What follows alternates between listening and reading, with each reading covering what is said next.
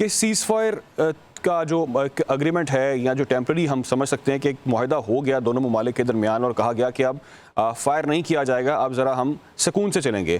एक तो बताइएगा इसकी इंपॉर्टेंस क्या है, और दूसरा ये कि भारत की जानिब से हम फिर देख रहे हैं कि इल्ज़ाम तराशी की जा रही है और कहा जा रहा है कि पाकिस्तान इसकी वायलेशन कर रहा है सीज़ फायर मुआहदे की।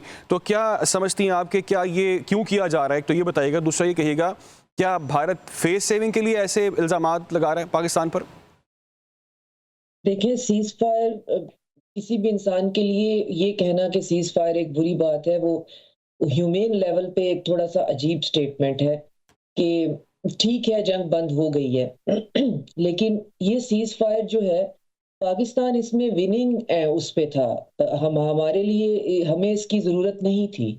और कल जो है वो सीएनएन और इवन बीबीसी जो लेगेसी मीडिया हैं वेस्टर्न, वो तक जो है वो ये कहने पे मजबूर हो गए हैं कि इंडिया जो है उसने दुनिया का कोई मुल्क नहीं छोड़ा जहाँ पे उसने बात नहीं की और उसने कहा नहीं कि सीज़ फायर करवा दें, सीज़ फायर करवा दें। और वो सीएनएन की क्लिप तो बहुत वायरल भी हुई है जिसमें वो बता रहे हैं पूरी सिचुएशन कि कहाँ-कहाँ उन्होंने राब्ते किए हैं, कैसे-कैसे किए हैं और कितनी शिद्दत से कहा है कि खुदा के लिए सीज़ फायर करवा दें, हम इससे ज़्यादा इसको बर्दाश्त नहीं कर सकते। तो ठीक है, सीज़ फायर हो गई। अब सवाल ये है कि इसके अंदर ये कितनी अर्नेस्ट है। मुझे ये लगता है कि इंडिया के पार्ट में इसमें बिल्कुल भी ऑनेस्टी नहीं है। ना वो सीज़ फायर चाहते हैं, क्योंकि सीज़ फायर के साथ देखिए कंडीशन अटैच्ड है कि किसी न्यूट्रल जगह पे बैठ के बात करना है। और मोदी की सारी सियासत जो है, वो पाकिस्तान को डिफेम करने में और इस हद तक करने में कि उसको टेररिस्ट के साथ सिनोनिमस कर देने के बाद उसने बहुत दफ़ा ये स्टेटमेंट दी है कि मैं इनके साथ बैठ के बात नहीं कर सकता। तो आप देखिए ये उसकी कितनी बड़ी पॉलिटिकल जो है वो डिफीट होगी अगर वो इस बात को एग्री कर गया है या फ्यूचर में ऐसा कर लेता है। अब किसी न्यूट्रल जगह पे वो बैठ जाएगा पाकिस्तान के साथ, तो ये उसकी डोमेस्टिक पॉलिटिक्स के लिए सुसाइड है। और साथ में ये कि वो बैठ के फिर करेगा क्या? कश्मीर डिस्कस होगा, इंडस बेसिन ट्रीटी डिस्कस होगी। तो इंडस ट्रीटी का तो प्रॉब्लम ही मोदी को है, पिछले 17 साल से ये उसके पीछे पड़ा हुआ है कि मैं ये सबसे बड़ा धक्का है जो देना चाहता हूँ। तो ये एक ऐसी चीजें हैं जिनकी लेयर्स हैं और अभी सिर्फ हमें ये देखना है कि ठीक है, इंसानियत की बुनियाद पे जंग रुक गई है, जो कि हम जीत का लफ्ज तो नहीं कहा जा सकता, बहरहाल हम पे मुसल्लत की गई थी और हम उसका बहुत बहादुरी से ना सिर्फ मुकाबला कर रहे अपर थे हैंड कह बल्कि सकते हैं। नुकसान भी बहुत दे रहे थे। और वो जी। नुकसान हिंदुस्तान से बर्दाश्त नहीं हो रहा था।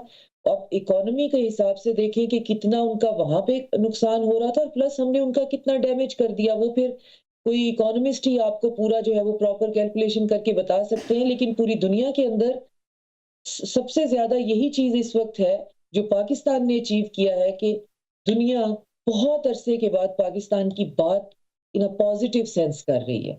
मतलब यहाँ यूरोप में बैठ के आप इस बात को तरस जाते हैं कि आपको इम्पार्शियल कहीं से कोई बात सुनने को मिल जाए या आपके आपको आपके बारे में कुछ ऐसा कहा जा रहा हो जिसके अंदर 50% भी ट्रूथ हो। तो इस दफा जो कुछ हमने अचीव किया उसमें ये है कि एटलीस्ट दुनिया में लोग ये ज़रूर कह रहे हैं कि ये वॉर जो है, ये बहुत स्टूपिड स्टांस के साथ पाकिस्तान पे मुसल्लत की गई थी। और उसमें फिर खुदा की हमारे ऊपर करम ये हुआ कि जिस तरीके से फिर हमने उसको लड़ा, तो उसने हमें और ज़्यादा फिर ये मौका दे दिया कि ना सिर्फ़ ये मुसल्लत की गई थी, हमने उसके बाद फिर उनका जो हशर किया, उस पे फिर हम बैठ के जंग के मामले में फ़ख्र भी कर लेते हैं और फ़ख्र हमें करना भी चाहिए। लेकिन बहरहाल मैं उन लोगों में से नहीं हूँ जो ये चाहते हों कि जी लंबी वॉर ऑफ अट्रिशन चला देनी चाहिए और देखते हैं कितने लोग मरते हैं और उसके बाद हम डिफीट का फैसला करेंगे। तो ceasefire right. Is a good thing but earnest नहीं है। इसमें ऑनेस्टी नहीं है इंडिया के पार्ट पे।